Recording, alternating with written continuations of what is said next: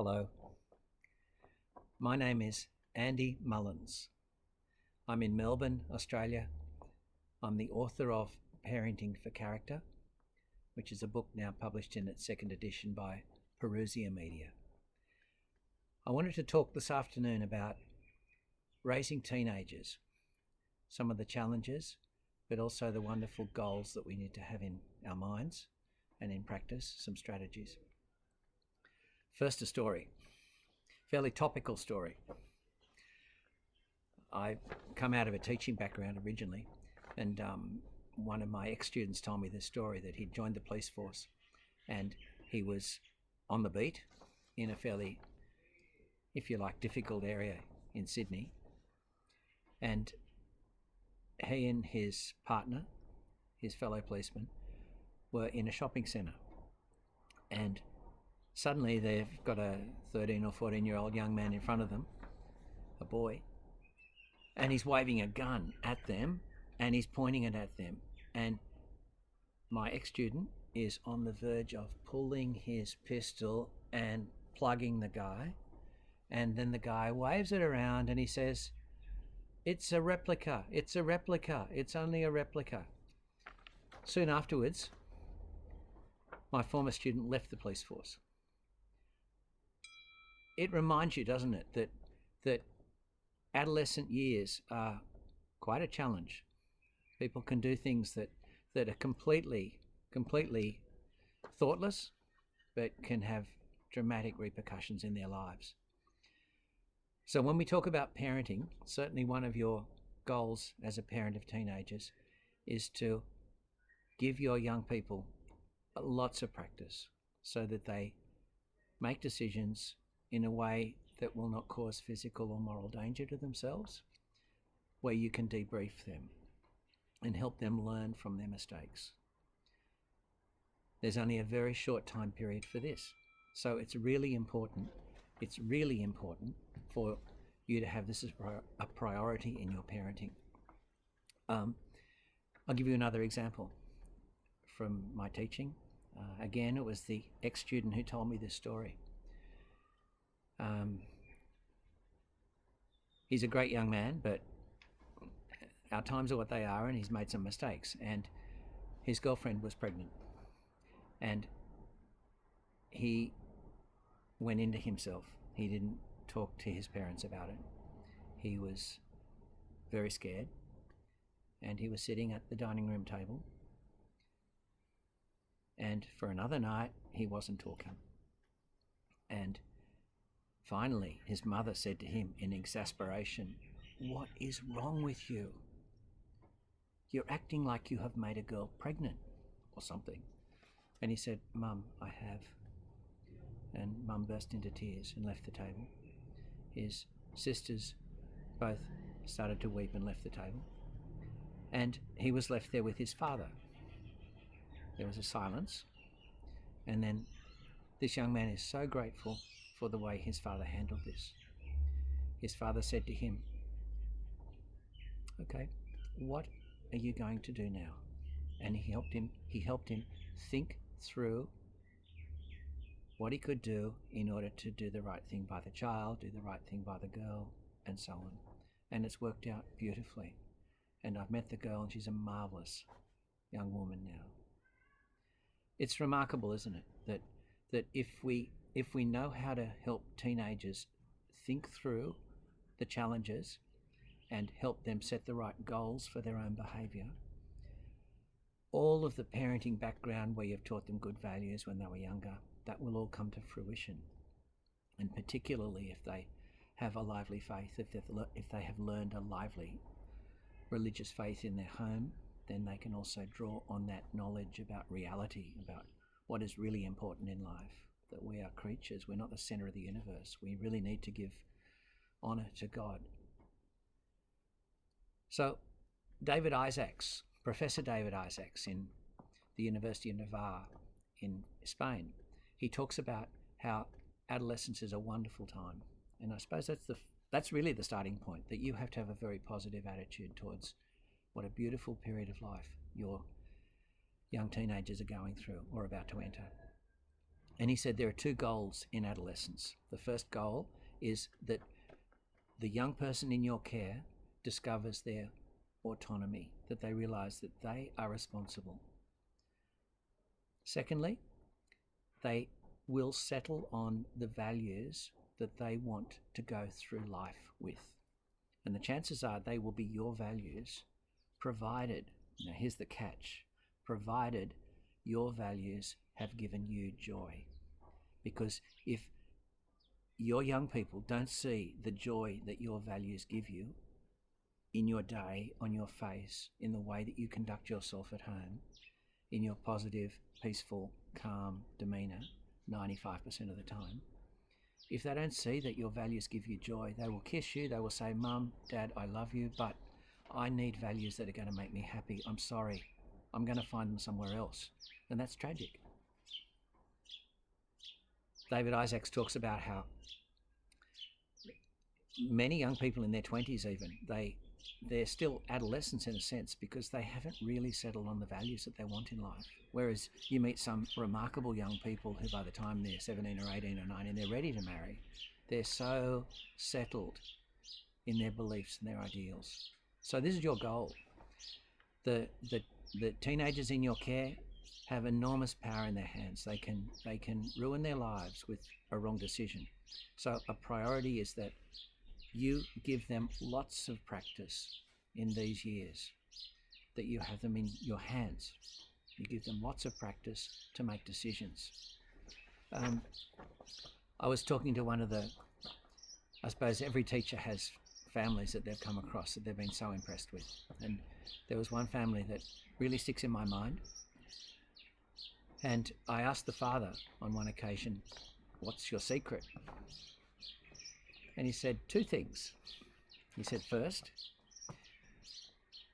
our family changed dramatically when we started. Now, I realise not everybody listening to this is a Catholic by any means, but he said our life in our family changed when we started to say the rosary before school. So that's quite unusual. I think I've only heard of families saying the rosary in the morning on the number of fingers on my hand. And secondly, he said that when my oldest boy, who at that stage was maybe about 17, was 12, so 5 years before, when my oldest boy was 12, I had corrected him. And now the gentleman who's talking is a large man, very softly spoken, marvellous, peaceful demeanour. And he said, I spoke to my son about something I wasn't happy with. And I was proud of my son because he had tears in his eyes. Later, within a week, the behaviour came back that he had corrected his son about. And then he said, this is not my son's fault. This is my fault. I need to give my son more support. And at that point, he started to get together with each of his boys weekly, individually, and help each one of his sons have a goal for the week. How wise is that? Remember, there are 4 qualities of character that you have to impart, if you like, to your children. Prudence, justice, temperance or self-control, and fortitude or courage. Now, prudence is about setting the right goals for ourselves, living in reality and having a good conscience. So by getting together with his son weekly and helping his sons set goals for themselves, he was teaching them the virtue of prudence, because the next week he would debrief them on how those goals went in a completely safe environment where the kids are not taking pills and nobody knows what's going on.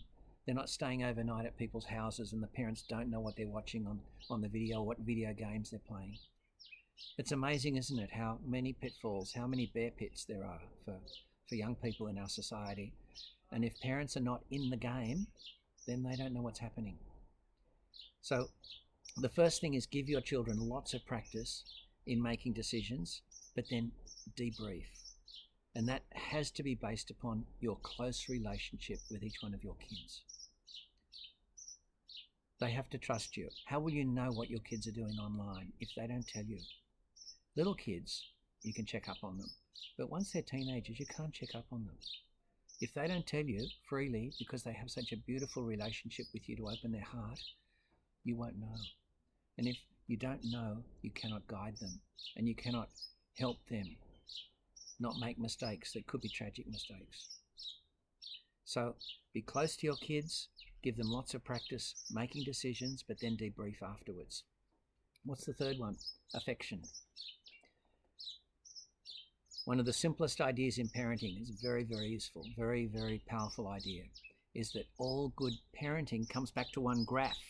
So think of a graph, and on one axis is affection, and on the other axis is challenge, how much you are challenging your children, because children rise to our expectations.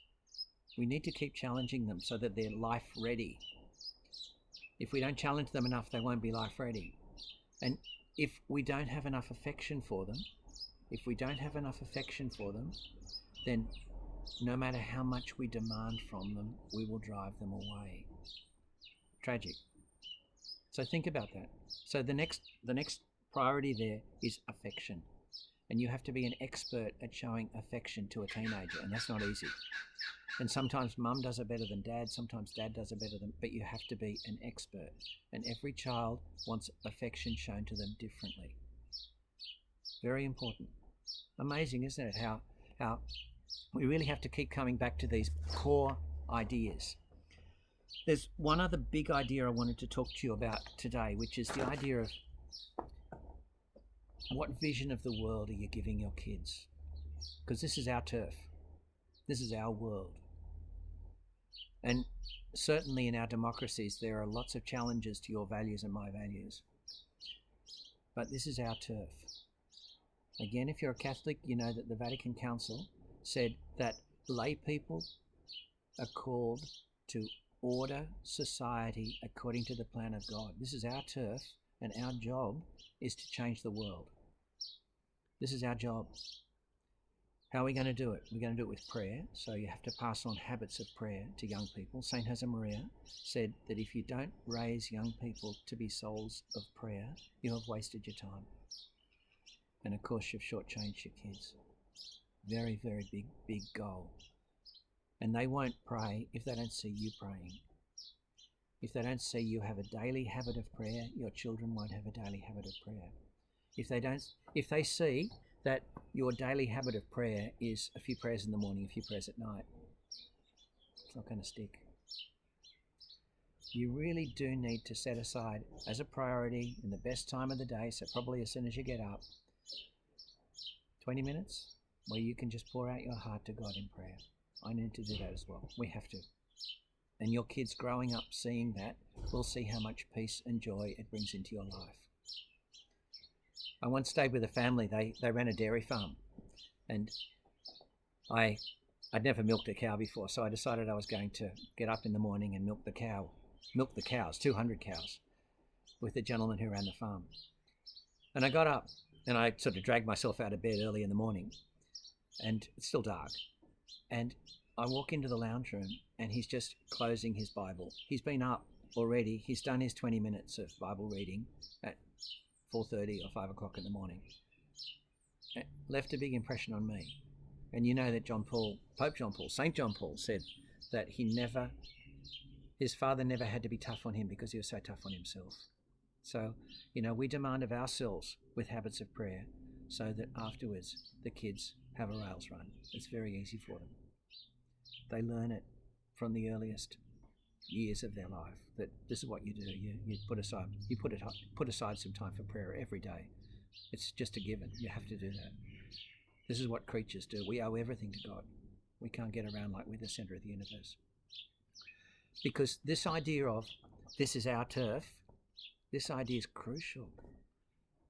Because you're raising your children to set goals for themselves, to change the world, to form it according to the plan of God. And that means they're going to need to not only have those skills of setting goals for themselves, but they're going to need a bucket load of courage. And where are they going to get their courage? Again, by seeing the courageous way that you tackle everyday challenges without losing your patience, without losing your cool, without getting angry, keeping an even keel, because your job as a parent is to teach your children how to cope with the biggest challenges that life can throw at them. And so it doesn't matter if we go through some challenges, because it will help us model how to react when things get difficult. It's a very, very deep idea, this, that think about here in Melbourne, the father of a very big family last Thursday, he hadn't been feeling well earlier in the week. They lived on some acres. He went out to bring the chooks in the evening. His name was Damien van der Linden. He went out to bring the chooks in, and he collapsed and died. They found him, he was already dead. He's a marvellous man with a marvellous faith, and he raised his kids so they have faith. And he was the calmest, gentlest man, although he was a high-ranking officer in the Australian Air Force. Makes you think that we have to carry peace within us. And then kids, if they see that, they will realise that no, I can cope. I have skills of resilience. I can set goals for myself. I can think my way through problems.